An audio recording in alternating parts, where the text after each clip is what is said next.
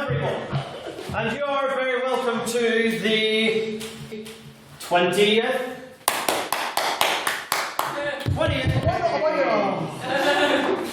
I'm changing the format and doing it from down here today. The 20th ordinary meeting of the Literary and Scientific Society at Queen's University Belfast. So, we shall, as we always do, begin the meeting with any announcements we have. And this first one is a very special announcement for which I want you all to have your best applause ready.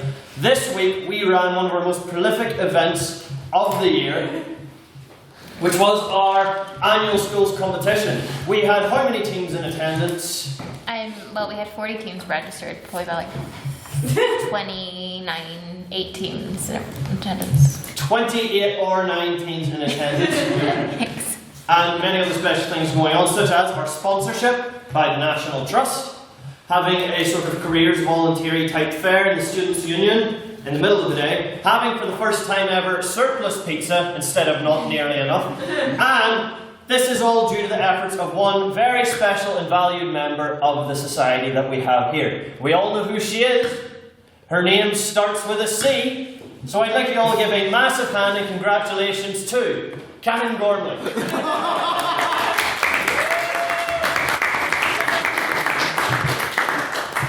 Alright, for real now, can we please have a round of applause for Miss Chloe Ferguson.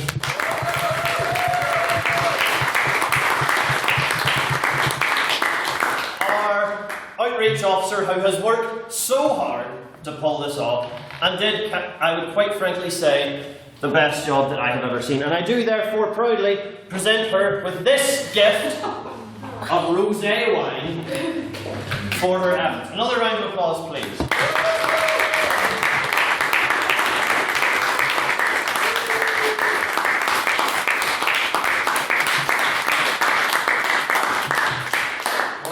Incredibly proud and thankful of the work that you have done, Chloe. Thank you very much. And also an announcement, I forgot to say, the winner of yesterday's schools competition, for anyone who's interested, was the team from Methodist College. Of course it was.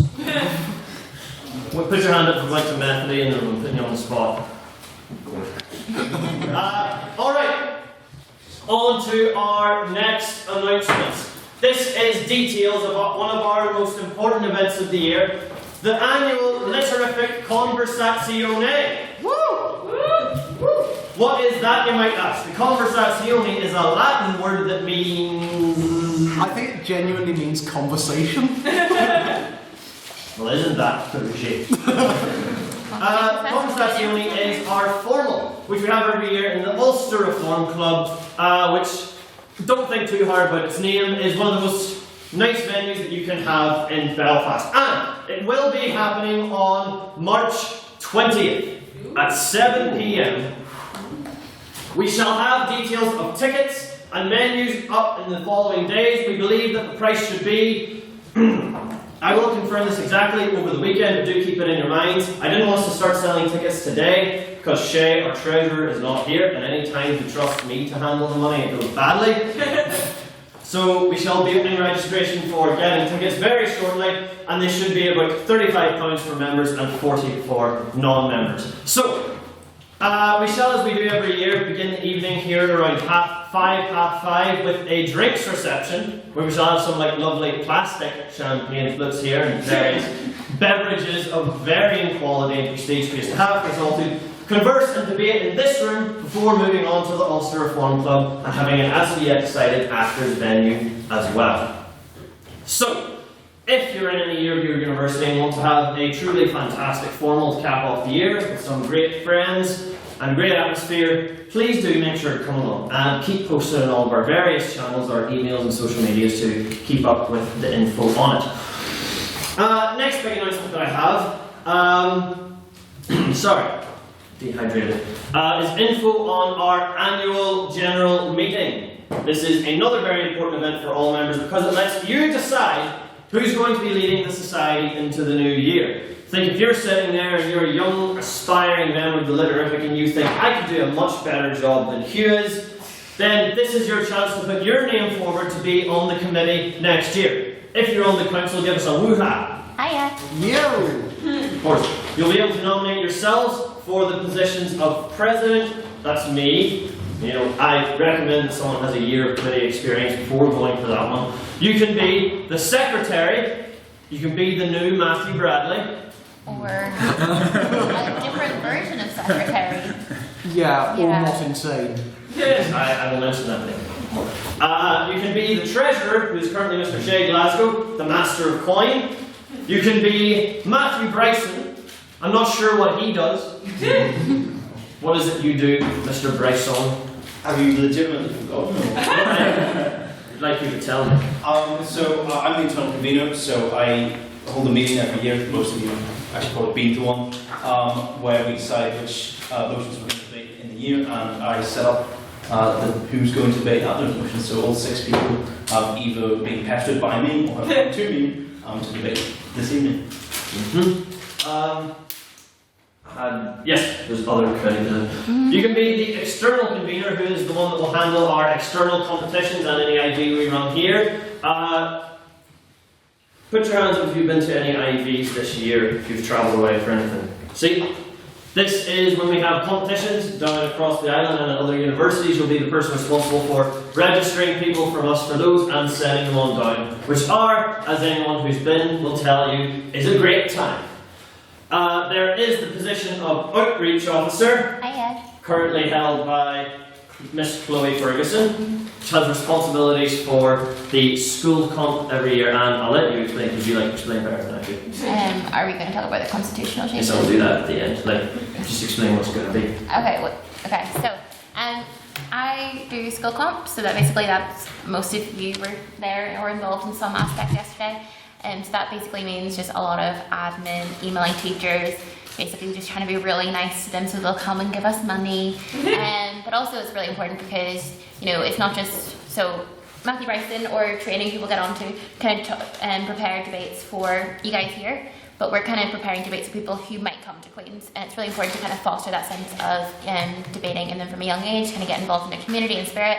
But also this year, which will become a compulsory part of the outreach rule next year, is to deliver workshops in schools. So that basically means reaching out and maybe organising a few internal competitions within them.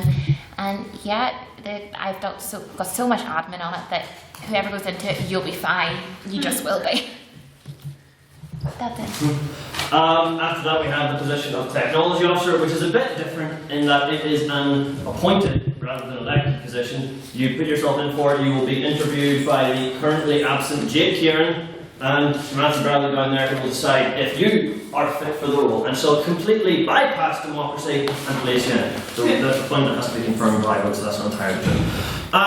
After that is the Training Officer, which is currently Mr. Russell there, and that'll give you responsibility for running our bi-weekly training workshops. So that's, as again, a very good role to have, and it's one that has been beneficial to, I believe, many members here. And then, lastly but not leastly, is the Social Officer position, which we plan to, at the AGM through constitutional amendments, rework slightly into an Events Officer, which will have responsibilities for charity events and our general social events. They'll be the likes of our, the pub crawl we have, Halloween, those sorts of things. That covers the committee positions. We shall be meeting on March 12th for a hopefully brief, though the last one was about 5 hours long, meeting to confirm all of those things. I will try to keep it shorter.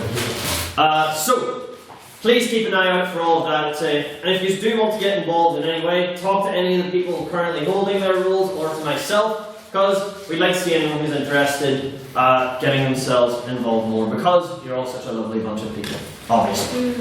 But I am not done yet with the announcements, because there's a lot this week. 2 weeks is the annual... Yeah, I believe it's 2 weeks. In 2 weeks is the annual Dufferin competition, and are all the speaker slots for that filled? No, single spaces. The annual Dufferin competition is ran in a BP format, which is a special debate we do every single year, where you do not know the motion until 15 minutes before it happens. So, this is a prestigious event because it is how we award our Speaker of the Year. It's the person who is judged best that evening, not by a vote, but by a panel of members of the society who will be judging that evening. So, if you think you have the clout to be our Speaker of the Year, please do talk to Mr. Matthew Bryson and put yourself forward for it. It's always a very interesting evening. I do believe, though he's not here to confirm, we should be having a training workshop next Wednesday, the usual time of 6 o'clock, so keep an eye out for that as well. Always a great way to improve. Now, I do believe that sums up the announcements. Haven't forgotten anything? No. That is a nice change of pace. So, we now move on to bring you up to read the minute of last week's meeting, which was... I wrote these last night and I genuinely forgot it. This house regrets disaster tourism. I was gonna go for the one that was the week before that, but it's not that one, and I've forgotten what that one is. No, it's not really well. I am not joking. When this happens, I genuinely forget every single week what we did the week before. And so now, please welcome him up, your maestro of minuting, Mr. Matthew Bradley.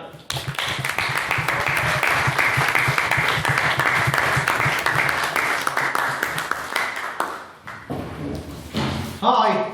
I'm not going to do you want to hear some minutes this week. I'm just going to read them. Oh. Do you want to hear some minutes? Yes. Good. So I've got some. The 19th ordinary meeting of the 170th session of the Queen's University of Belfast Literary and Scientific Society took place on the 21st of February 2019 and was attended by around 30 members. President Dobbin opened the meeting with some announcements, including the announcement of our annual general meeting to be held on the 12th of March and the annual Conversazione, which will... There's my pen. Which would have been held on the 19th. Pen. I need to amend this. This is a lovely pen. This is a good pen. Was to be. There we go. So if anyone says no to Mayor Tickmin's as read, don't say that I don't fix these for you. There you go. That is a lovely pen. Was to be held on the 19th. The President also commended the delegation who were to attend the Galway IV, comprising, and I quote, 4 lovely people and also Mr. Shea Glasgow.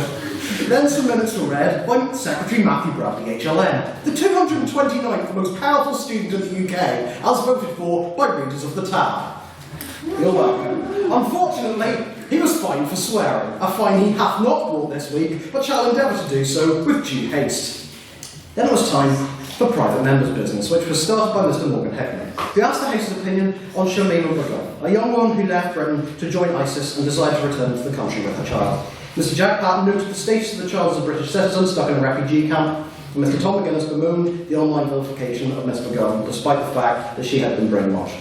Ms. Tara Grace Connolly noticed the existence of ISIS brides attempting to re-enter other states. Mr. Russell then stated that Ms. Begum is still criminally responsible and should have to face the consequences.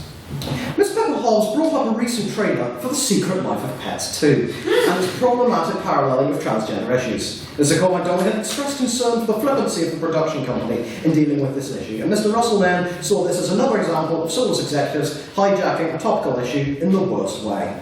Mr. Jack Patton noted the abhorrent social media response to a QUB pro-life demonstration outside Queen's. Ms. Tara Grace Connolly stated that while we do not have to agree with their opinion, they are nonetheless entitled to it as a registered society. And Mr. Morgan Hickman observed the SU's status as a pro-choice union and stated that we must have rational conversations regarding this issue without descending into vitriol. On that topic, Ms. Chloe Ferguson asked the House's opinion on a recent motion passed in Student Council to implement a no-platforming policy.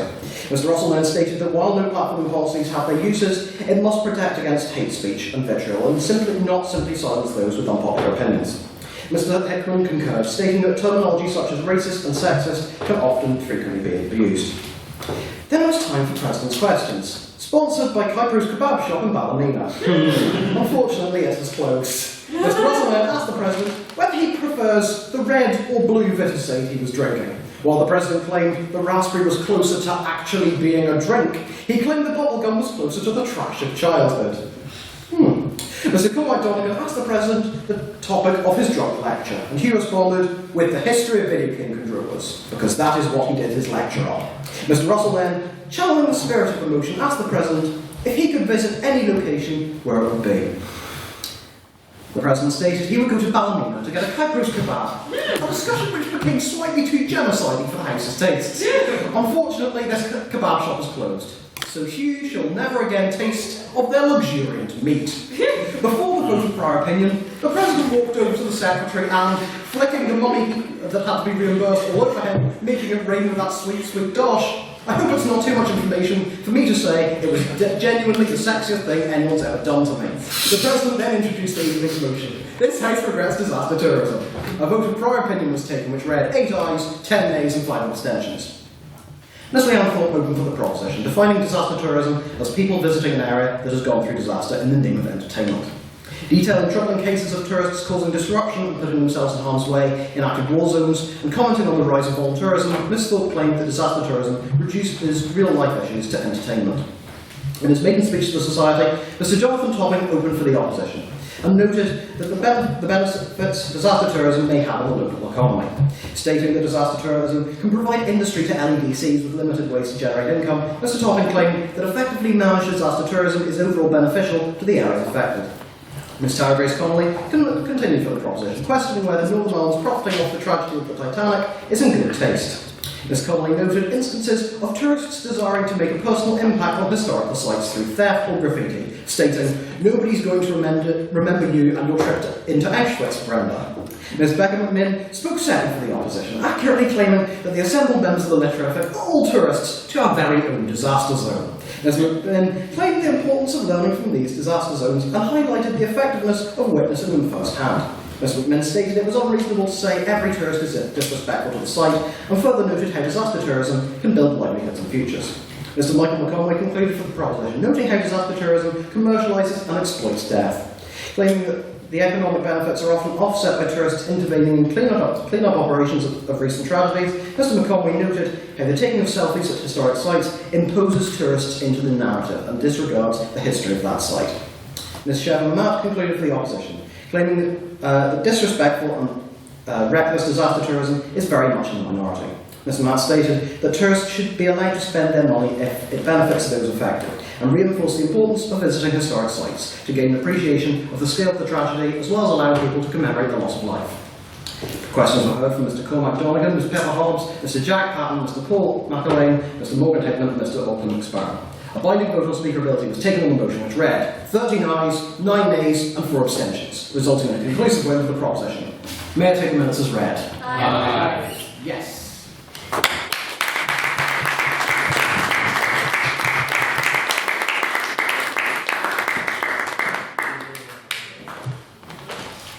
Okay, it is now the time for private members' business. If any of us wants to talk about our Italian governments, our Momo challenges, or anything else going on board.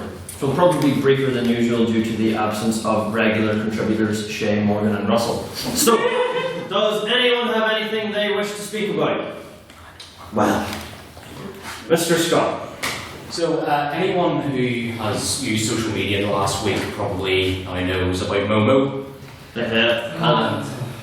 And basically, people have been disguising themselves as Momo and talking to kids on WhatsApp, telling them to self-harm, otherwise they'll be cursed, or something along those lines. Recently this week, it was confirmed that, well, I say confirmed, I don't really know for sure, but it was said that the whole Momo challenge was a hoax. And that there's no significant evidence that any self-harm has happened as a consequence of the Momo challenge. But there was still a bit of a stir created by the whole thing. And is that what the people behind the Momo challenge had intended in the first place? For anyone who doesn't know, it's just this, it's represented by an image of a creepy bird-faced woman who kind of looks like... yeah. That's,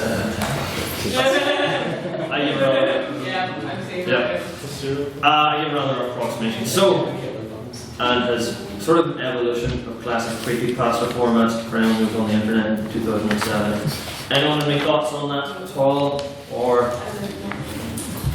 Mr. Gilmore? I think this is just another classic example of media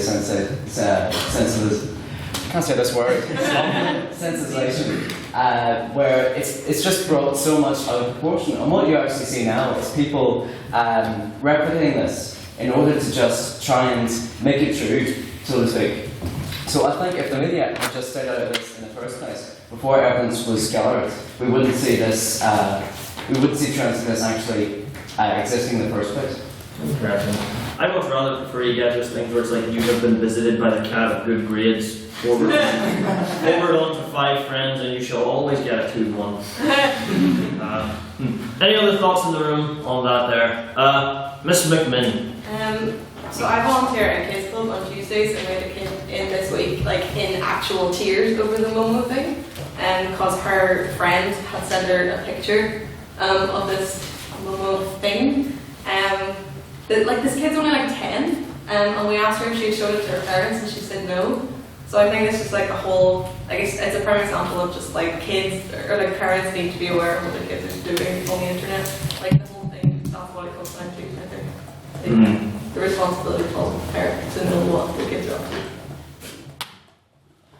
Anyone else in the room? And if I could make an inquiry, why is it that? Oh, sorry, Mr. Pan. I'll go ahead. Mine's stupid. Well, I was going to inquire why it is that like they're able to get access to phone numbers of, for example, 10-year-olds, get them on WhatsApp, because I thought that was a more like secure method of reaching people. I'm not in touch with how technology works, but I wasn't sure if anyone had any idea how that worked.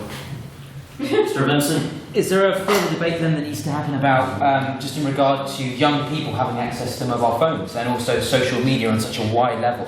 Because I think having grown up in a generation where, yes, we've had access to mobile phones, but mobile phones where I think you could play Snake and like, not very much else. Perhaps a real conversation now needs to open up about accessibility to the internet and actually what age we want to start imbuing our young people with that kind of culture. It is interesting. It kind of plays into that, like, if anyone's heard the scenario around like the YouTube Kids apps, which parents have been finding are very often displaying to children quite unsavory content that can rack up tens of millions of views. It's all very interesting. If there's no further thoughts, I'll move on to see if there are any separate pieces of private member business in the room at all. Looking like not. Oh, Mr. There's been 2 interesting bits of news that may run together. I haven't read into the second one. About a couple of hours ago, it was announced that the UN investigation into Israel is leaning towards pressing charges of war crimes against their actions towards Palestinian protesters in Gaza. At which point, everyone who remembers the story, they shot on them. UN said that it would pose a risk to soldiers. I honestly haven't looked at it as much detail as I should have. And I've just seen about 5 minutes ago, Netanyahu is now being brought up on corruption charges. Probably unrelated. Meh. Okay. Anyone have any thoughts on that at all? No? Yes, we get your name for the minutes, sir. Isn't Mark. So I was volunteering in Palestine during the Al-Aqsa riots and the hunger strike. There's more, like I think 2 things. Sorry. First time. I was about to show you I worked for the ISM, International Solidarity Movement, during the Al-Aqsa riots and the hunger strikes in 2017. First of all, I'd like to notice that the reason why war crimes are available is largely because of non-violent participant groups, which is ourselves, who works in situations. And secondly, it's not just Gaza this is happening. It's all, I was working mainly in Al-Qadil in Hebron, in the West Bank. It happens in Jerusalem and any kind of area I see, which kind of because we can't access a lot of these areas, soldiers can often shoot people without any kind of monitoring. As a way for this to kind of get out. I think over 70% of these situations have been extrajudicial executions. And I think, well, maybe it's not like necessarily war crimes, but the kind of situation of house demolitions is something else that we often have to cover. And presently at the moment, places where I actually live in Al-Khalil are being invaded by Israeli settlers, backed up by the Israeli military. I think this also has to be addressed. It's not just the immediate war crimes which are obviously committed, but it's every kind of situation which is happening under the occupation, both in the West Bank and also regular Palestinian and Arab citizens, and also the Ethiopian Jewish population, which we've been asked to help a few times as well. Although this wasn't really in our area, we've been working in the West Bank from 42. I just thought I'd make that point. Mr. Manning. That reminds me actually of a story I was told by I have a friend who previously worked in Bethlehem in the West Bank, and it just reminds me of what he was saying, how unfortunately, the current Israeli government, I think, doesn't have the long-term best interests of its own citizens, never mind Palestinian citizens at heart. So I know there is an Israeli election coming up in, I think it's next month, and I guess I just hope that that's a chance for a change of government, a change of heart, and potentially a government that will actually look at properly sitting down for justice and peace and coming to long-term settlement with the best interests of both peoples at heart. So, I'm going to break the mold a bit here before we move on to the President's questions, and just like, this is something I was expecting someone to bring up over the past few weeks and they never did, so I'm going to just put it to the House here, is that there's been a lot of murmurings about whether or not certain European nations are going to boycott Eurovision for being hosted in Israel, and I was wondering if anyone in the room had any thoughts on whether or not that was a justifiable course of action to take, or if that should be done. Mr. Patton. It's not in Europe. Also, they let Canada in as well, don't they, in Australia? Well, I don't know why there's nothing. I just thought that was interesting, but are there any other separate pieces of private members' business in them? Let this be the last one of it. Miss Sweeney.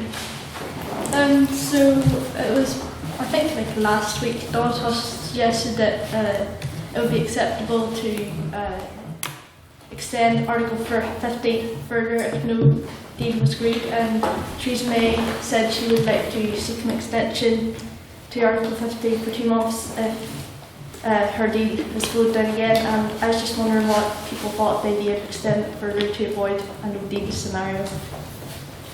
There's the B word.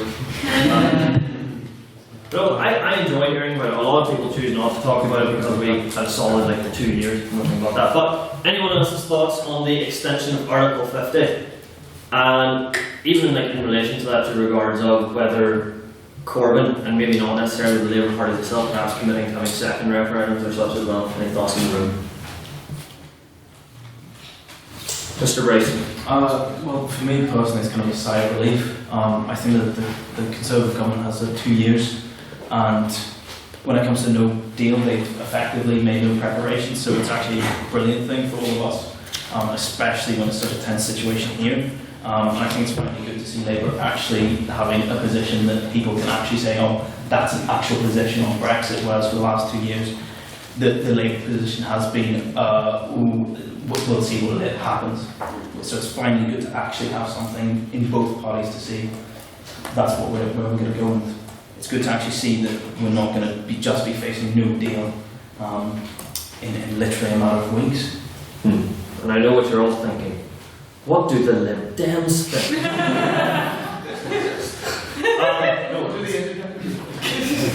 Independent rebel. Any other thoughts in the room on that? Doing Brexit now, in case you were wondering, Mr. Terry. No, none at all. Yes, Mr. Vincent. I would just ask if, given how the first one turned out, if everyone wants a second plebiscite, do we really want to put it back to the people again? And yeah, because that's effectively what it is. It's a modern day direct democracy in action, effectively. And the outcome last time was an outcome that a lot of, I'm sure people in a university maybe surrounding, in the kind of, because I think we are in a fairly kind of liberal environment, perhaps would disagree with the outcome of. But if we give it to the people again, can we not be assured that to some extent the same forces are going to mobilise, and it's a very real prospect that the same result will turn out? I cannot comment on my presence or lack of liberality, but anyone else, any thoughts? Would you vote again? Mr. Patton.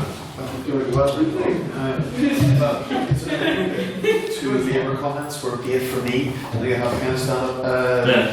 In fairness, I understood why Labour had the position it did, considering their voting base and all that kind of stuff. It was the best situation for them to be in.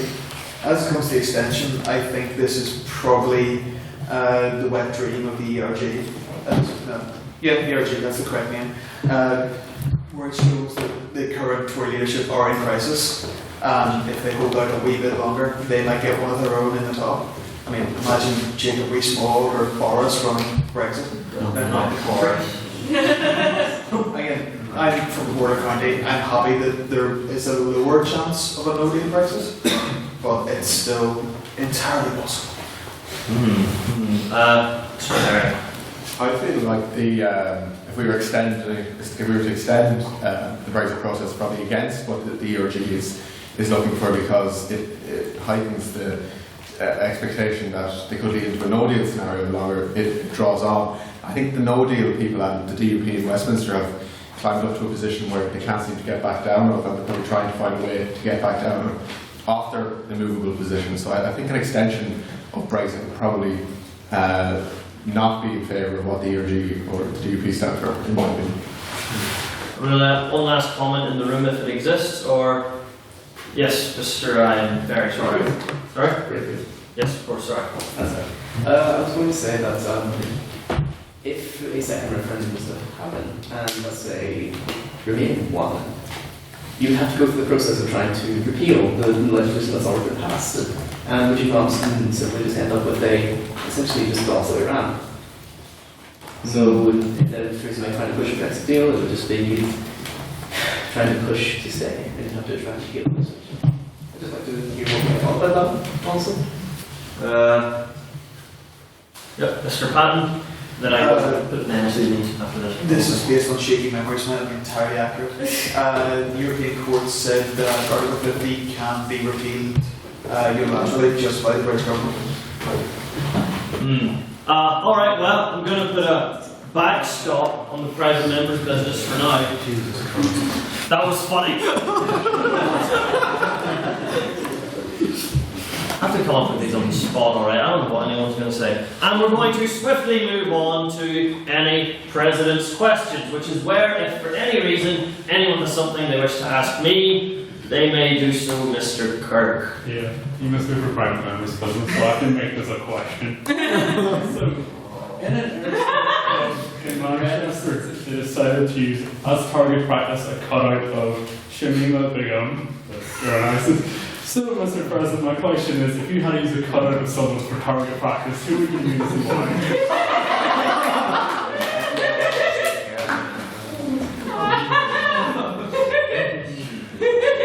There are many, many directions I could go with it. Really messing with the whole neutrality take you have to have as well.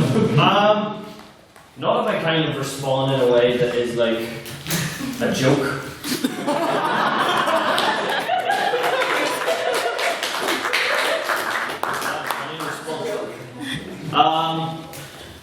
Okay.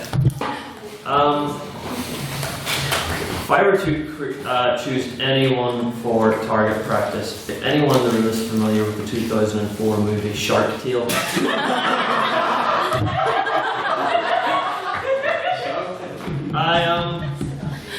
I've just had Shark Tale in my mind a lot recently.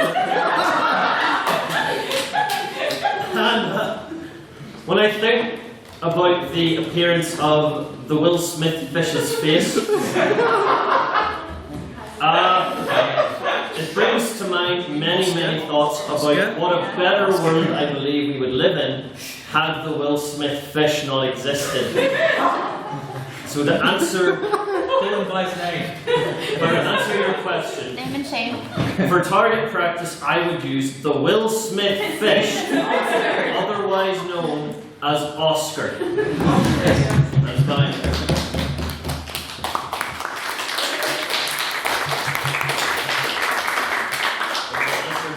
Are there any other President's questions in the room? None? I'm going to finish up this a bit early. Alright, weird. Moving swiftly onward then from the President's questions. Apparently, I'm just not that interesting anymore. What? What's going on? This is why I said, because Morgan, Russell, and Shay aren't here. They're always the ones who are chatting away. If anyone's noticed. Though obviously everyone in the room is equal. Oh, is this one? I haven't officially anything else in my life. Mr. President, how is your coursework going? That's the sort of question I won't need. How is my coursework going? I'm writing my dissertation on microtransactions in video games. So that interesting? Anyone in here who considers themselves an epic Fortnite or Apex, I'm writing about you guys. tell you briefly about it, I intend on writing a proposal that we should bring those video games under gambling legislation, because I believe the way that they try to fraudulently coerce kids into buying randomized rewards in a video game using the same marketing techniques as casinos is wrong. So that's my very interesting piece of niche law that I'm going to write about that, if implemented, would realistically affect very few people. But isn't that what academia is all about? Yeah, I'm going to put an end to the President's questions there before I insult anyone else. So, we shall now, as we always do, go to the prior opinion vote. If you pursue academia, I respect you because you're a lot less lazy than I am. This week's motion is this House would legalise euthanasia. So, this is our vote on prior opinion, open to both members and non-members, and it's how you felt about the motion walking in today. So, if you would vote in favour of the motion, please raise your hand and say aye. Aye. Aye.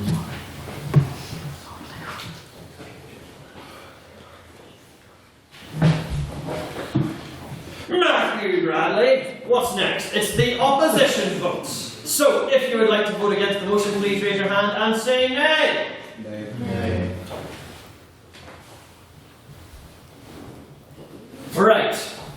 And if you want to be really boring and tell us all that you have no opinion on the subject and vote abstaining, please raise your hand and give a general vocalisation of an expression of disapproval. Yeah.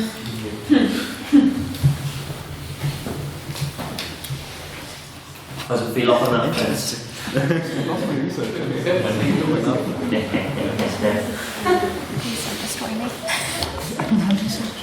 Matthew Bradley, our beloved barrister of brevity, would you like to give us back the records of that vote we just had? I would. The vote of prior opinion reads 18 ayes, 8 nays, and 5 abstentions. There you go. The ayes have it. The ayes have it.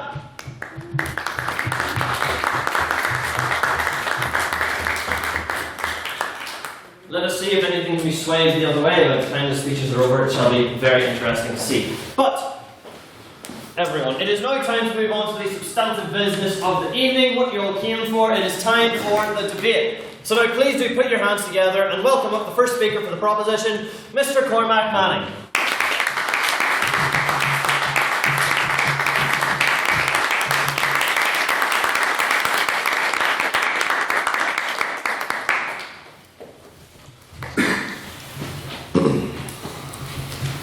Good evening, members.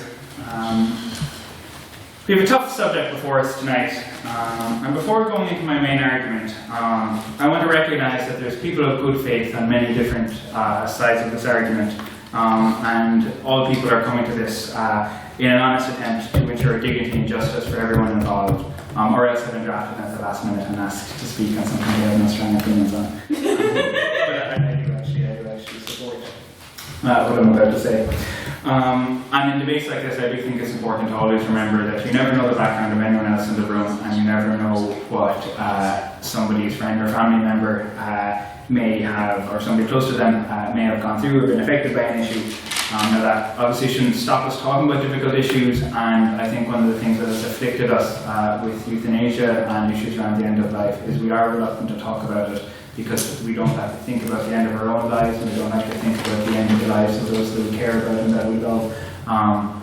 So I think we should talk about this with respect for people of various opinions and various different situations. It shouldn't stop us from talking about it. And I also took down the phone number for Samaritan. If anybody wants it, it is 116-123. Right, definition. Euthanasia. We're saying euthanasia is where somebody asks somebody else deliberately and intentionally that they wish for them to end their life. It's similar but distinct from assisted suicide. The difference being assisted suicide, it is the doctor or whoever is administering the treatment takes the final action. In euthanasia, it's also open for the patient, or sorry, the other way around. In assisted dying, the patient themselves are forced to physically take the final action. In euthanasia, that distinction is not necessary. Sometimes you see in writing euthanasia split into voluntary and involuntary euthanasia. Let's just be completely clear. Involuntary euthanasia done against the explicit will of the person, we think is a crime, that's murder, and it's not really a debate whether that should be allowed. We're talking about legalising voluntary euthanasia where the patient has specifically requested for it.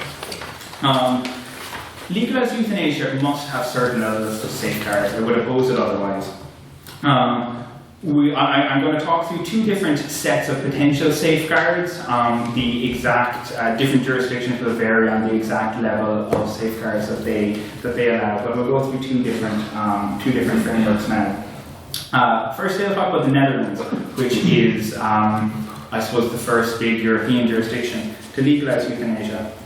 In these cases, it must be an express request from the patient.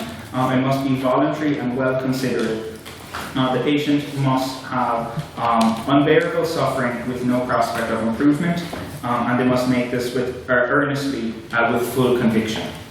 Note that there's no right to euthanasia and there's no duty on a doctor to provide it either. It's simply the case that a doctor will not be prosecuted for doing so if they comply with the safeguards here. It must be reported to higher committee levels, so any case of a death that doesn't just come from natural causes must be reported up to higher levels where it is investigated to ensure that the doctor did take due care in the situation. The age in the Netherlands is 16 years or 12 with parental permission. It is possible to have debate about the exact appropriate age. I suppose we are focusing this debate on the principle of whether euthanasia could be legalised or should be illegal. Finally, in the Dutch system, it's possible to do what's called an advance directive, where you, when you are in good health but anticipating that your health may later decline, you can set out a legally binding document saying how you wish to be treated in such a situation. Notably, this is used for cases of dementia, where it is considered that a patient who is currently suffering from dementia does not have the mental capacity to make that decision of whether they wish their life to end or not, and euthanasia is not permitted in those situations. However, it is possible earlier when you do have full mental capacity to set out this document. So we may have some disputes about the exact safeguards. What we would say is, if you think the safeguards aren't strong enough, then argue for stronger safeguards. If your issue is with the safeguards and your issue isn't with the principle of euthanasia yourself, your issue is that we should have better safeguards. So unless you think that there is no possible set of safeguards that would potentially be adequate, then you are in fact in favour of legalisation. And different supporters of euthanasia, even different members of the proposition, may have different reasons for supporting it, and may have may even have a different set of the exact legal safeguards. But what does unite us is this principle that people should have this autonomy and ability to decide what they wish to do with their own lives. Which actually, because time is moving on, I will move on to my main points. The first is basically, would you do it? The question is, like many of you here, I guess I've never been in a situation where it has been faced before me, but it did get me thinking, would you do it if it was somebody close to you, if it was somebody who you cared about, who had requested this particular situation? Would you do it? Luckily, I've never been in such a situation, but I guess the question is, if you wouldn't, if you were convinced that they were in unbearable suffering and that was their clear, unpressured wish for their life to end, and the safeguards have been fulfilled, would you put somebody in prison for a great number of years for doing so? Quickly to move on about the dignity of human life, because at the centre of this debate is human dignity. I know that my colleagues in the proposition will elaborate, and that perhaps the opposition and my friends there will speak about this too.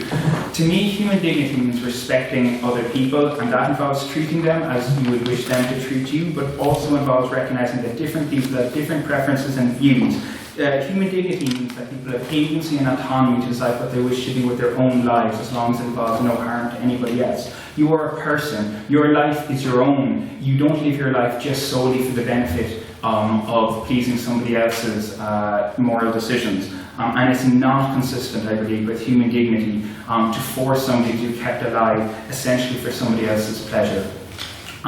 So I think that is a core part of respecting people as autonomous and equal human beings, that we allow them to choose if they are of sound mind and in unbearable pain, that we allow them to choose if they wish their life to finish. Thank you very much. I hope you vote for the president.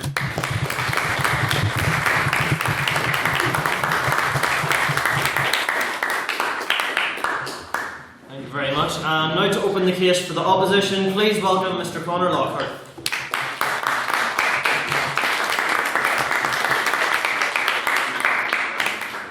Good evening, ladies and gentlemen. I'm here to speak for the opposition. I'd like to thank Mr. Manning for that lucid and coherent introduction to the topic. I appreciate the sentiment that we're all coming here in good faith. I absolutely agree. And I want to acknowledge that the reason that this is a difficult ethical issue is because there are very strong arguments in favour. Our argument is that the arguments against outweigh those. Mr. Manning referred to dignity, and indeed that dignity can be conferred upon others, conferred upon ourselves. It is the case of our preferences. That is the philosophical position of those advocating euthanasia. In contrast, we are speaking of a dignity which is distinct, a dignity which is inherent in each individual. This is the idea which has underpinned much of Western morality for millennia.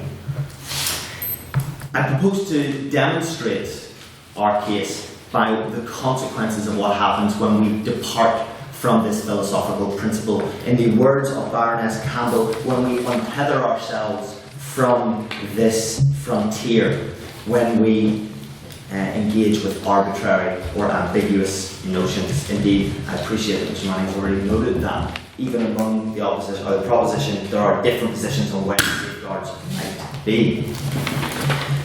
I would begin with the example of Mr. Daniel James. This was a 23-year-old boy, 23-year-old man, who was paralysed, although not dying, after a rugby game. Now, I do not wish at all to diminish the legitimacy of his pain, his suffering, but the point was, after he went to the Swiss clinic of Dignitas, and he said he did not want to have a second-class life, he was permitted to end his life. I would argue that in this position, whereas he is at his lowest, where fear, terror, and awfulness of the situation are engulfing him, he was given this option of euthanasia, of suicide. Contrast this to perhaps other aspects of our society. Alcoholics, people who are drug addicts, perhaps most saliently, people who are suicidal. Do we say to them, well, if that's what you want to do, perhaps that's what you should do, or do we do all in our power to persuade them otherwise? How would we feel counselling people who are suicidal when we have opened up this option in the rest of society? Just a moment, because I recognise that there are other examples, that there are tougher examples. I just wish to use this example to illustrate that the consequences of euthanasia are not always obvious. They are long-term, they can be unseen. I wish to, for a moment, look at disability rights. This is obviously a particularly poignant topic for some. The activist Liz Carr speaks a lot on this, and she says there is a reason that every major disabled rights group in the UK opposes legislation which would allow euthanasia. She states that there is a fine line between those who are terminally ill and those who are disabled in public perception. And the emotional power which is there behind the campaign for assisted suicide is based on misplaced pity. Rather than telling us we have everything to live for, and we do, we are helped to the proverbial cliff edge and offered a push. She points out the economic arguments about a health service overly concerned with waste of resources, a natural corollary of an overstretched NHS. Perhaps that elderly people and disabled people would be seen as a drain. We already know that in the US, some people have been denied life-extending treatments because they are too costly, while the cheaper assisted suicide option has been offered as an alternative. This is not the a result of malice. They're not evil people trying to push this because they're simply trying to do wrong. Everybody is coming to this through a moral impulse, but there are significant consequences when we do not look to the long term. The slippery slope trope, which so often comes up, is not an apocalyptic prophecy, but a reality of incrementalism. In the Netherlands, which was mentioned, 7,000 people in 2017 died by euthanasia. That's 4.5% of all deaths. That's up from 4,000 in 2012. There were 13 people, psychiatric patients, in 2011, again highlighting that example of, I appreciate Mr. Manning is not arguing for involuntary or non-voluntary euthanasia, but it's a reality that these are actively debated and occur in our wider society in Europe. These are not in primitive but in highly developed societies. In Belgium, euthanasia is allowed in the case of minors with parental consent in some cases. These are tragic cases indeed, but the elasticity of their laws was again noted by Baroness Campbell as something which people could not have foreseen even a few years before. And again, market forces.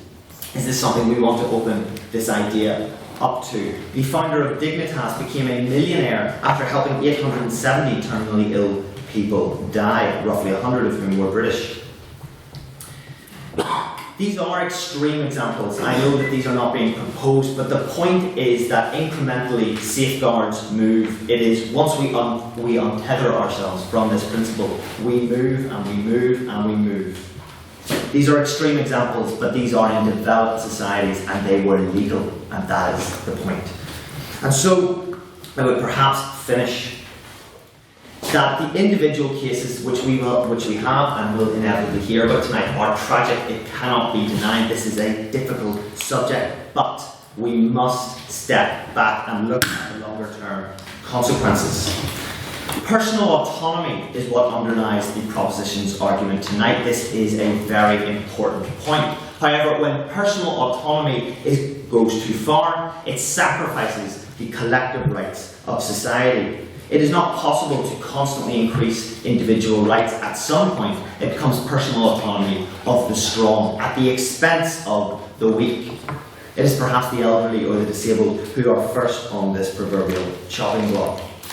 These consequences are real, these consequences are illusory, and these consequences are severe. The safeguards are arbitrary and they do move. And so I would leave you with the thought that do you want to introduce euthanasia into a society where we have an epidemic of depression, where we have an overstretched NHS with a deficit in our resources for palliative care? What kind of society do you want? And if it is one which protects the vulnerable, then I ask you to oppose this motion. Thank you.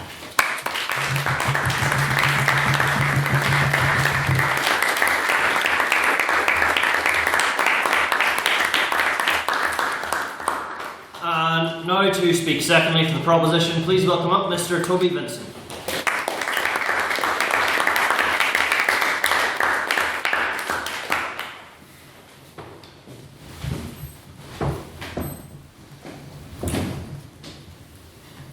The case for euthanasia is fundamentally one of kindness and of choice. We are born into this world with a distinct lack of both. We grow up in circumstances dictated by others, and we live lives that so often result in us suffering due to uncontrollable factors. For some of us, this suffering starts at birth, and one needs only to think and cast their mind slightly to think of the many horrendous and painful conditions that humans can genetically inherit. For these individuals, their constant struggle to survive in an unfair world means lives filled with pain, pain they did not choose. And so, it is this concept of choice that is inextricably tied with the proposition's argument. The ability to dictate for oneself when the suffering outweighs the pleasure gained from this world, and to do so in a manner that is dignified and minimises the inevitable hurt for those people around the individual. And euthanasia facilitates this. Dignitas clinics in Switzerland ensure that the final moments one spends conscious on this earth are spent in peace and as painless as possible. that our closest loved ones, our friends and family, are by our side at the end. In a world where any of us could simply just not wake up tomorrow morning. Does this sound such a horrendous way to go? This, the opposition might argue, is just life. Suffering is an integral part of it, but they are wrong. In the same way, when we are sick today and we use antibiotics, when we're in pain and there is no cure, euthanasia offers a remedy. Don't allow the opposition to decry euthanasia as something morally ambiguous in nature. Don't allow them to smear the difficult work done by those who facilitate the practice. Don't allow them to ignore this newfound progression in our society simply because it worries them. All beneficial changes have had their historical skeptics. Is there a sanctity of life? The opposition will certainly argue so. But perhaps they should take a moment to consider the ramifications of this statement.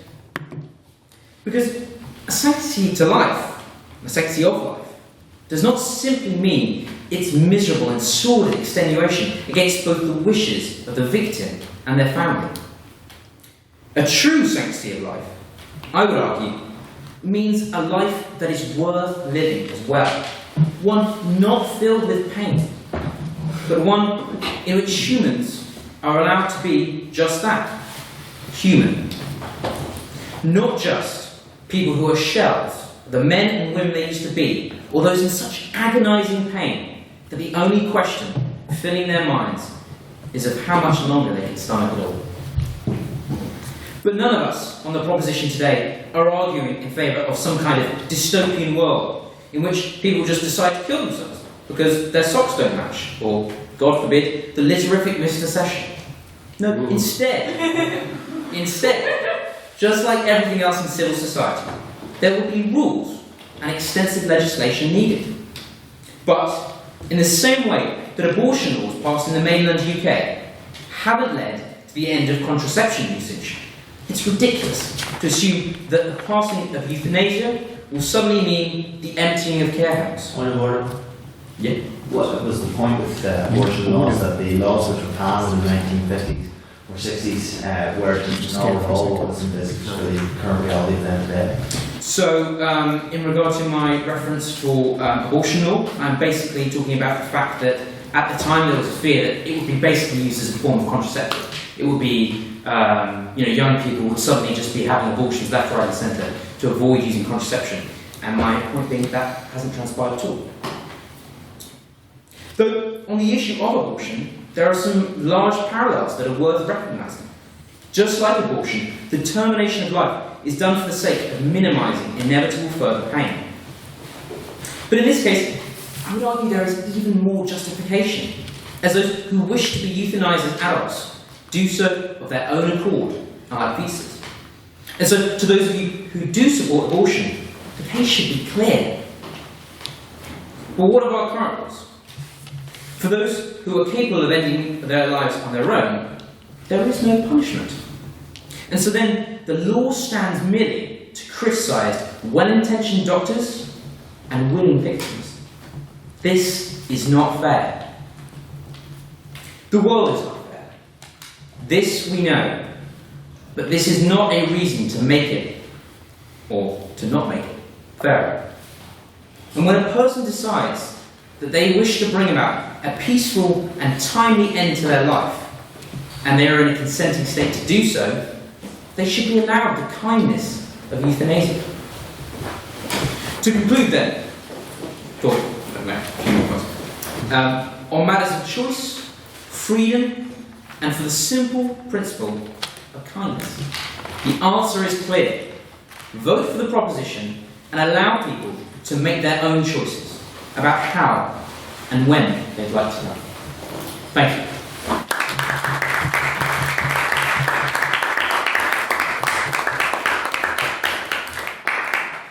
And I'll just make a minor constitutional point, not a big thing, just for clarity. It's when we do this, that's a point of information. It's a point of order. Is a separate thing that has caused me a lot of frustration in the past. So just to make that entirely clear. Not a huge issue or trying to call out, but just in case, like, sorry. Ladies and gentlemen of the House, I'll just jump into a summary of my main points and then I'll go into some rebuttal. So first of all, point number one, suicide isn't any different no matter what the circumstances, it still has the same principle. My second point is there is an inevitable pressure to kill yourself which we cannot control and we cannot expect to. And my third point is that euthanasia will inevitably lead to a discriminatory distinguishing of human life based on your health, and we believe on the opposition this is akin to eugenics. So, moving on to some rebuttal then, Mr. Manning talked about if your issue is with safeguards, then you should really rally for better safeguards. But we're saying that safeguards will never be strong enough because you can never really control them because of the arbitrary nature of euthanasia and, of course, the slippery slope trope that has been suggested. And human dignity, Mr. Manning put forward, is about autonomy. But we believe not that human dignity is about keeping people alive, but is about protecting their right to life. That life is not exploited by abuse. And on that point, there is a very good example of this in a doctor who was tried for abusing euthanasia, essentially, and he was found to have killed over 250 patients through the lethal doses of drugs. And his reasoning for this genocide of this hospital was to free up local beds. This abuse is the potential for any patient when euthanasia is legalised, and it is absolutely unthinkable. Moving on then to Mr. Vincent's points, he talked very much about the concept of choice and how important it is. We believe that suicide should never be a choice. It's not a choice due to depression, and it shouldn't be in terminal illness situations. Because we cannot make that choice. Sorry, no thank you. Euthanasia is often a permanent solution to a temporary problem. Many immoral things have been justified through the use of kindness, no thank you, and noble intentions. You eliminate the chance of it getting any better when suicide is on the table. He talked about there being rules to euthanasia, but what about suicides you can't control due to the general fact that life has been disrespected by introducing euthanasia onto the table? Now onto my main points. We believe here in the opposition that euthanasia should be regarded like any other type of suicide. So what distinguishes euthanasia from suicide? It is the fact that you do it because of unbearable suffering, you do it because you're terminally ill. So what are some of the justifications for this? Well, it's that I have no life left to live, I'm in unbearable pain, it's completely insufferable, there's nothing left for me. But these are the very same, yes? So in situations where people have the physical means to end their own lives, suicide is not criminalised. Is this not just discriminating against people who don't have that physical ability to do it without the help of somebody else? And you could call it discriminatory, but we never actively encourage anyone to commit suicide when they are faced with depression. And I don't think euthanasia should encourage people, by being legalised, to commit suicide in these situations. And by being on the table, it actively encourages people to seek that option to end their life due to unbearable pain. So some of the justifications of euthanasia, as I mentioned, is because of unbearable pain. But these are the very same justifications that any suicide goes through. Any suicide you think, well, I mean, there's no life left for me. So what makes euthanasia any different? I find it an absolute moral tragedy that we as a society can't take a stance together and say, let us prevent suicides. Because this blanket statement isn't allowed by euthanasia.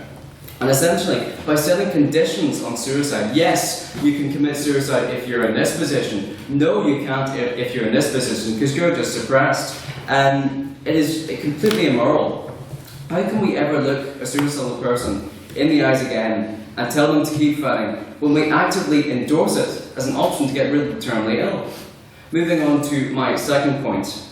In legalising euthanasia, we create an inherent pressure on the terminally ill to kill themselves, even though that may not be something they've ever considered before.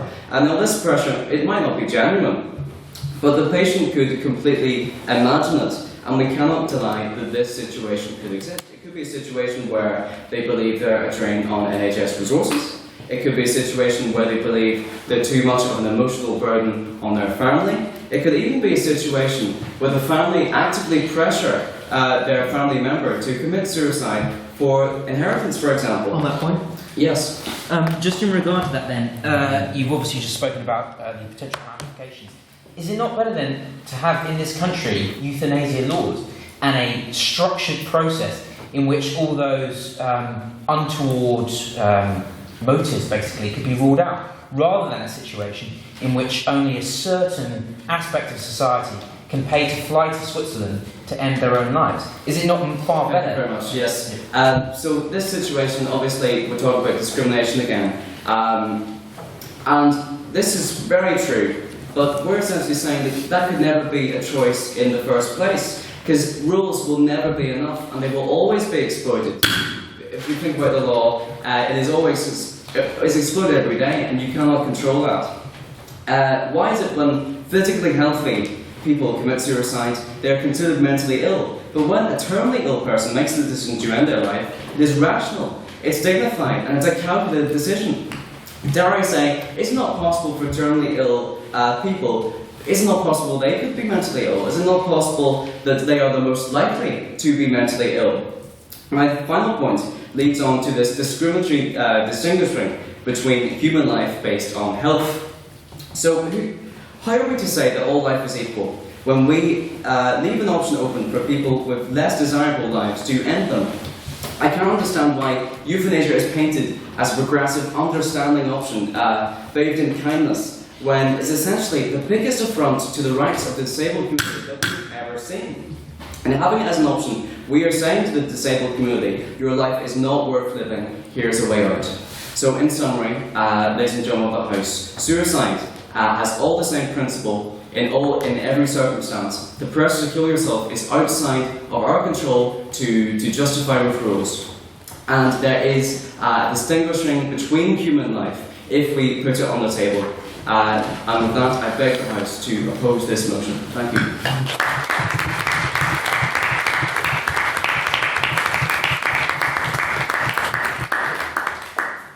And now do please welcome, speaking finally for the proposition, Miss Chloe Fergus.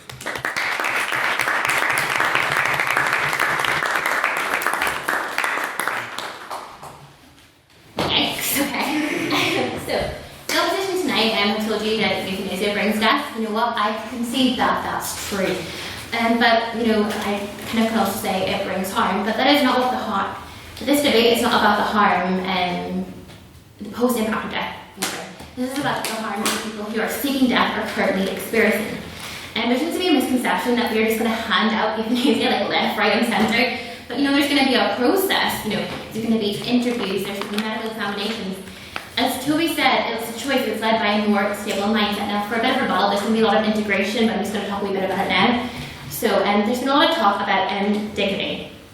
What's more dignified than ending your life on your own terms? We're not trying to free up local beds. We are advocating choice instead. Not all who want euthanasia are mentally depressed, and a permanent solution to a temporary problem. That is an intangible harm this is about intangible harms that cannot be reversed. This isn't discriminatory, we aren't encouraging this, we're letting people have free bodily autonomy. And euthanasia is different to suicide because if it pertains to irreversible pain as proved by medical professionals, like Toby said, a structured process without malicious intention. Law is exploited every day. Have we talked about abortion in England? No, thank you. The legalisation of abortions in England led to a straight decline of back alley methods, which I think is kind of what you're trying to get at. Life is equal because we talk about autonomy and life that is equal because we aren't making choices for them, we value their opinion. Okay, so in this speech I'll be discussing who's involved in the process, bodily autonomy and choice as my previous colleague talked about. And with that, discussing the institutional cruelty which stems from the legality of euthanasia. This shows that tangible harms of not legalising euthanasia and the positive impact of legalisation, which means you should vote for proposition. So the crux of opposition's argument is that we would like to prevent harm because we agree with opposition that the group of people who would consider death with dignity are those who are experiencing an intense amount of pain and suffering. But euthanasia is the act of deliberately ending a person's life to relieve suffering. But you see, we're not advocating the death of the elderly, the mentally ill, who are suicidal, or who want to die for reasons outside of irreversible pain. We're here tonight to explain why euthanasia should be legalised and cure the till of the terminally ill or people who have pre-planned and in a healthy mindset through the model we put to you tonight. So the opposition defeated that if we start this, where do we stop? Could this be a starting point for evolution and knock-on effects and therefore places vulnerable people at risk? As Conrad discussed, we do not advocate that at all with this, and the proposition of the meeting tonight about safeguarding and protective laws are essential to its customs.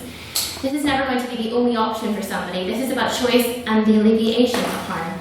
Euthanasia is a last resort. We still argue to put more money into hospice care, into vaccinations, into cure research, into preventative measures, so people don't get ill in the first place. But look at Dutch reports. In 86% of cases, euthanasia shortened life by a maximum of a week, usually only a few hours. We still want hospice care. We agree we want to encourage people and to prolong life. But a life worth living is one that can be enjoyed, and if not enjoyed in that instant, then at least one where you know, or a professional knows, that you can enjoy it later down the line. This is about a death with dignity, alleviating harm when you know pain is irreversible. But let's talk about who's involved in this, the actors. We have the professionals or doctors. If there's an issue in morality, the Hippocratic Oath literally says, do no harm, where the illegality of euthanasia is pushing and stimulating harm where it's irreversible and terminal.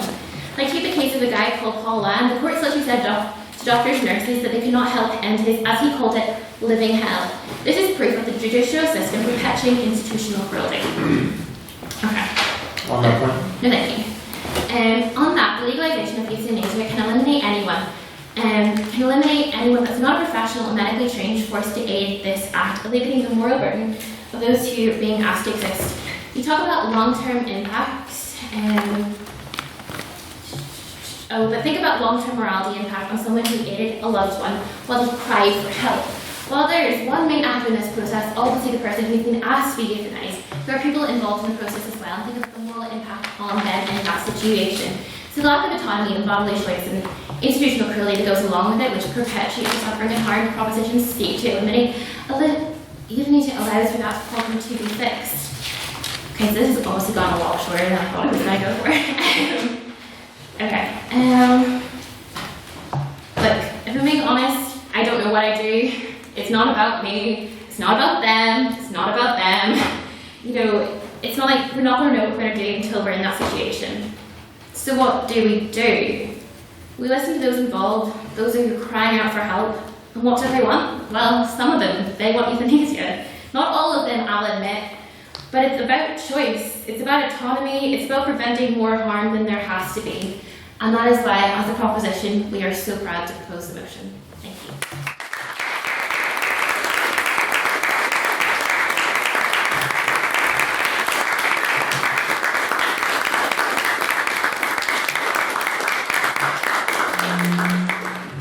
Okay.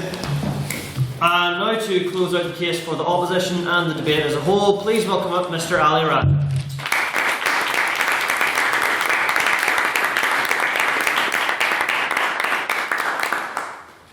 Alright, firstly, ladies and gentlemen, this is my first debate of the academic year and I'm really nervous, so please humor me for a second.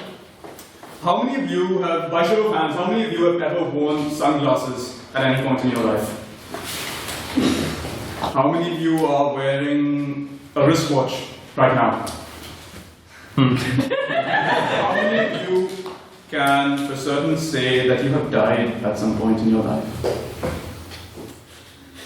See, now that's weird, because I expected the proposition to raise their hands, especially the second speaker, since he was so confident that death would end all pain, end all suffering. Ladies and gentlemen, we as humans, ever since our evolution, we are a megalomaniac species. We have mastered fire, we have conquered life, we have conquered animals. The only thing that we did not have control over was death.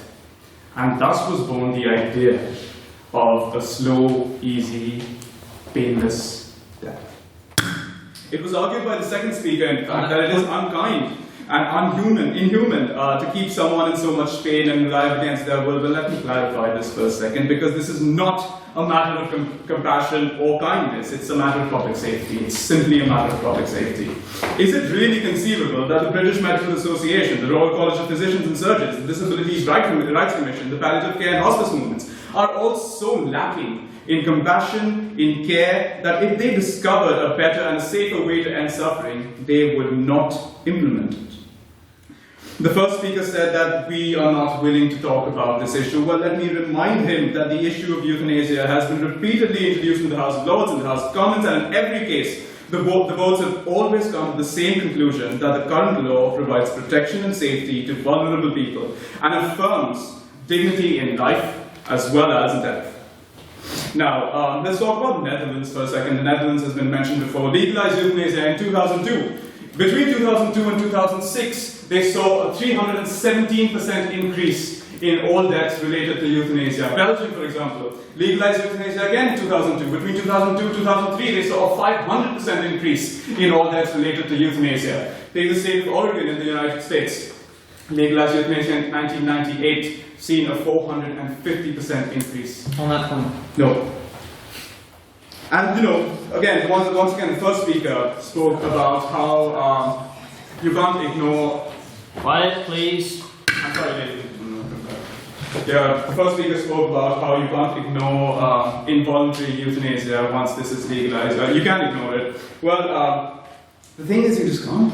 You can't ignore the evil that such a policy would bring about. And you might think that legalizing voluntary euthanasia would end the practice. In fact, that's not the case. Take Netherlands, for example. 310 in every 4,000 terminally ill patients are involuntary euthanasia. And these are official Dutch reports, by the way. And if we were to accept this Dutch model, for example, and translate that, do it with mathematics, 13,000 people would die every year in the UK due to euthanasia. 10% of which, let me remind you, would be involuntary. No.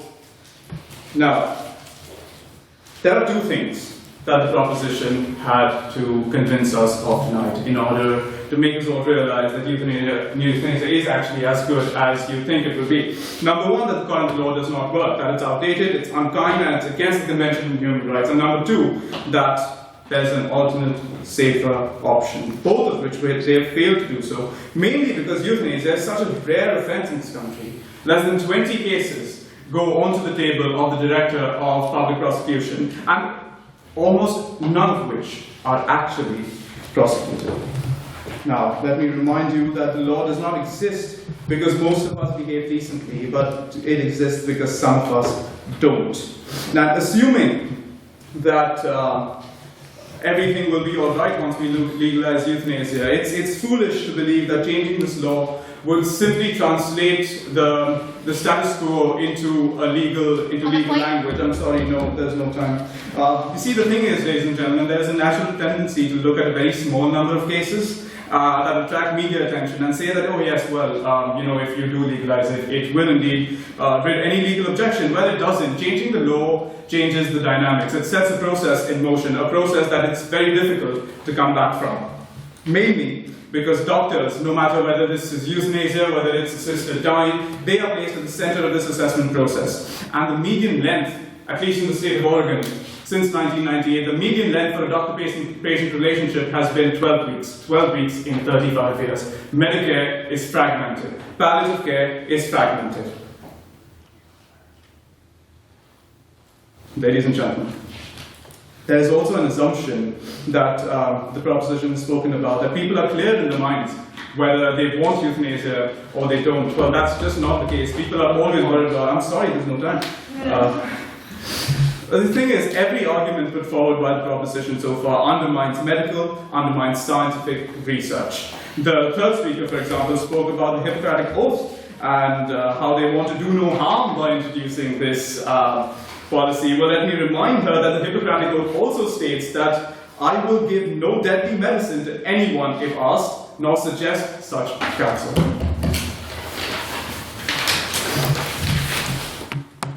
Ladies and gentlemen, make no mistake, the introduction of euthanasia will be cloaked with words like dignity, mercy, compassion, autonomy, and the proposition has done that all throughout today. The reality is that doctors will be required to cure their patients. Disabled people encouraged to believe that they'd be better off dead. Patients safely compromised, and politicians encouraged to use this new law as a pretext to withdraw resources for the care of the sick.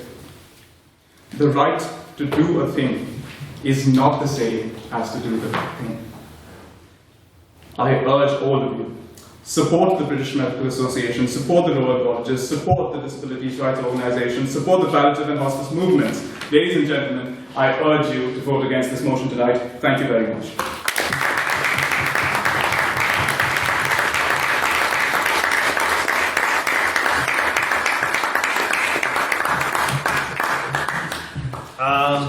Thank you very much for final speech, and if we can get one more round of applause for all of our speeches this evening. Right then. Oh, is that for the the proposition? So firstly, let's congratulate everyone. Really good speeches, and importantly, an issue like this, it was incredibly respectful. So well done to all section for that. One issue that I am going to bring up is the issue of the science isn't 100% correct.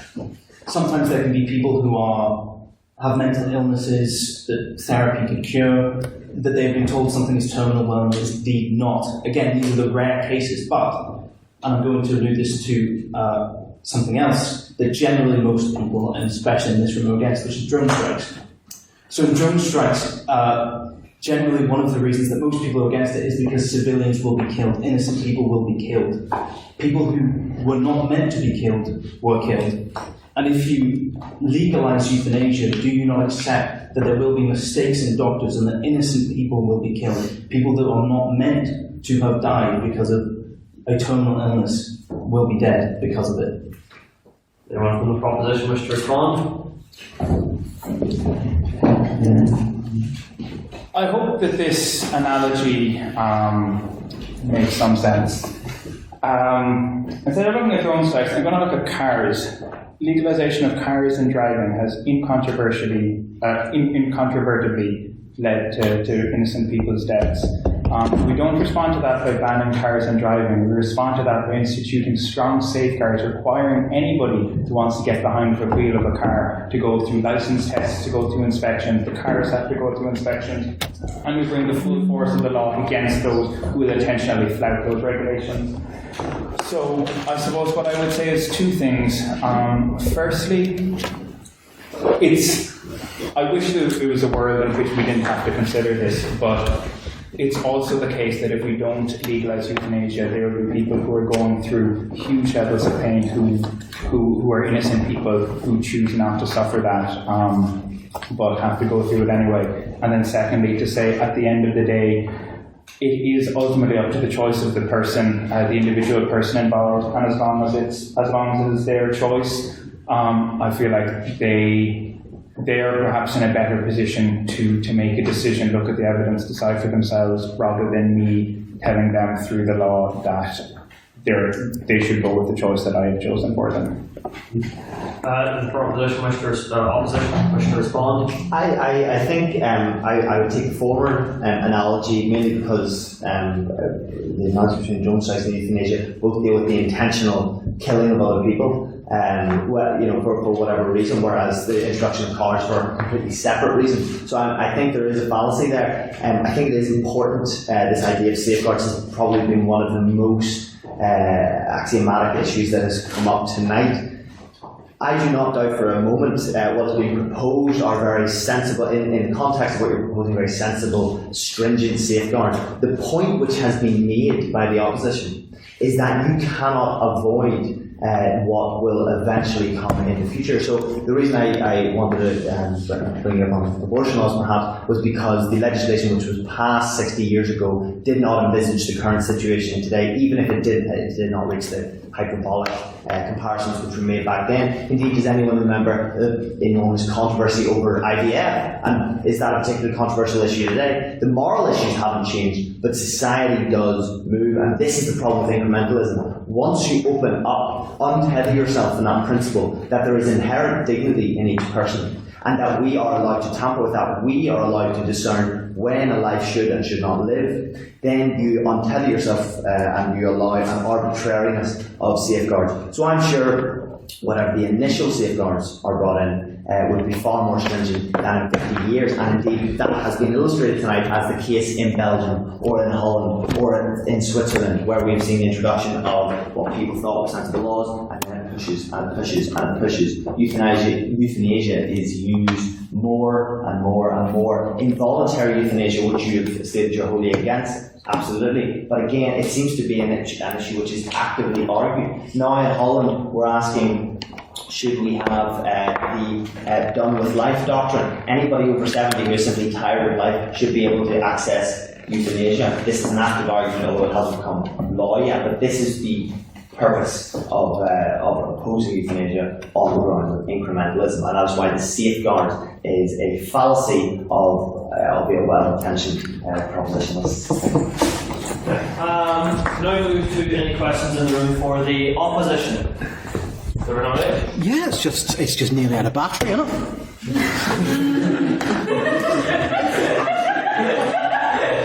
just like last year.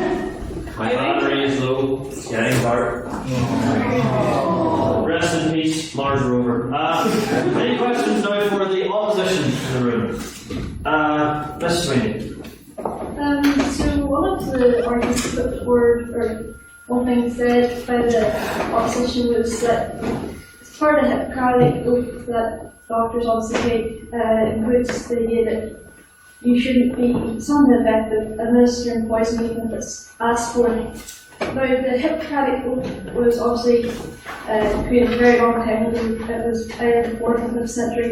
Would you not agree that obviously our understanding of ethics has developed considerably since then?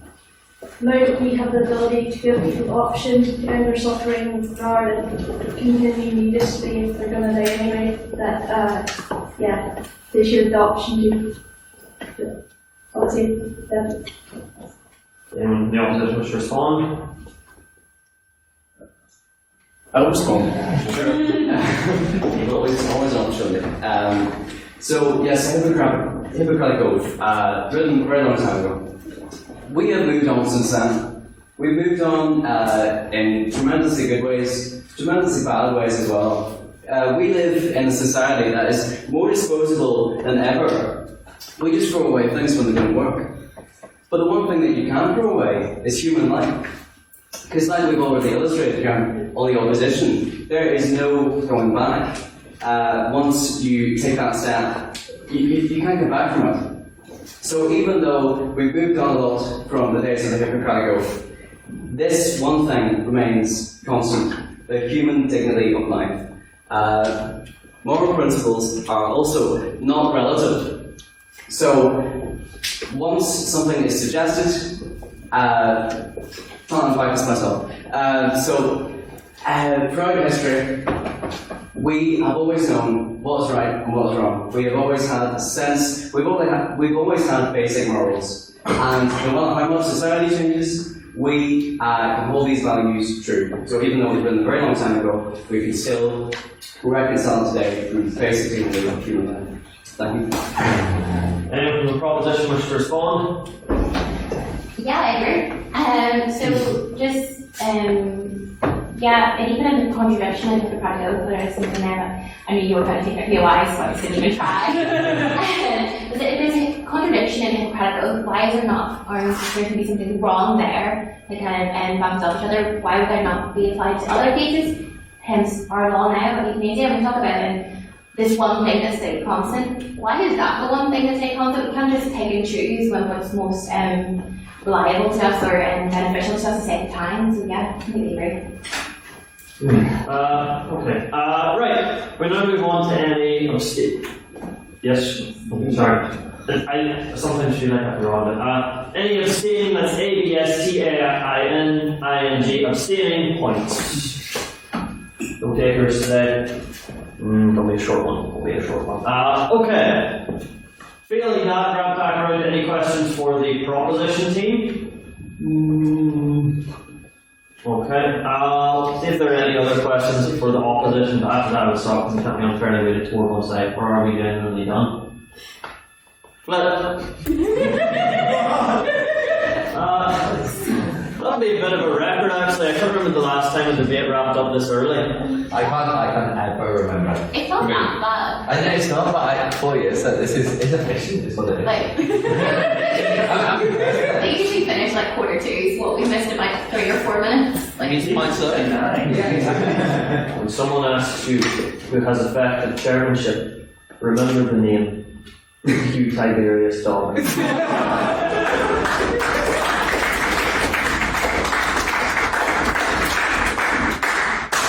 Okay, no, artichokes. We're going to move on now to what is our final vote of the evening. And I'll remind you all, especially anyone who is not a frequent attendee, that this is our vote on speaker ability. This is not on what our opinions on the motion are personally, this is which side we believe spoke better. So, if you believe that the proposition spoke better this evening, please do raise your hand now and say aye. Aye. oh, fuck.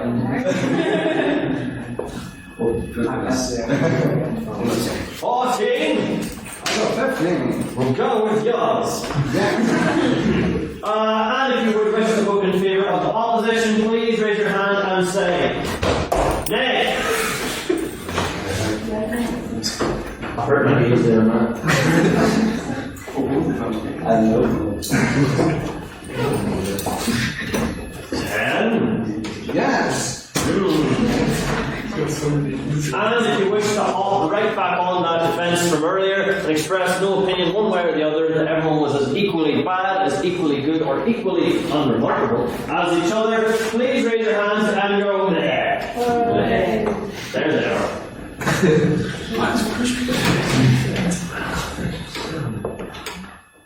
Seven. Yes. All right. Now, Matthew Bradley, our Archdeacon of Advocacy, would you give us back that vote, please? Yes. There were 15 votes for the proposition, 10 votes for the opposition, and 7 abstentions. The proposition have it, the ayes have it.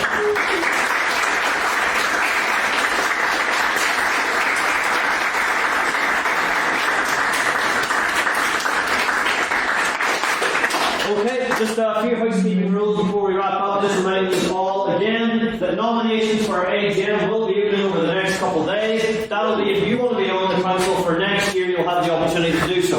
We shall similarly be beginning selling tickets for our conversazione, the annual forum, which is on March 20th in the next few days as well. Just keep that in mind. This is person. Can I just say, if you are going for any of the roles, do drop us a message and talk to us as well, because I think we do genuinely want to talk to you about it just like a bit more, because it's hard to say everything like right now. And if you're interested in running, we recommend before the AGM you should try and attend one of our council meetings, which are every Monday at 6. You can observe the business of things if you want to try and go for something. So that'll be there for you if you want to take part. We shall, as always, be retiring to Lavery's Bar to continue the debate with some pints as well. So we'd love to see as many there as we can. I believe that covers everything. So I do have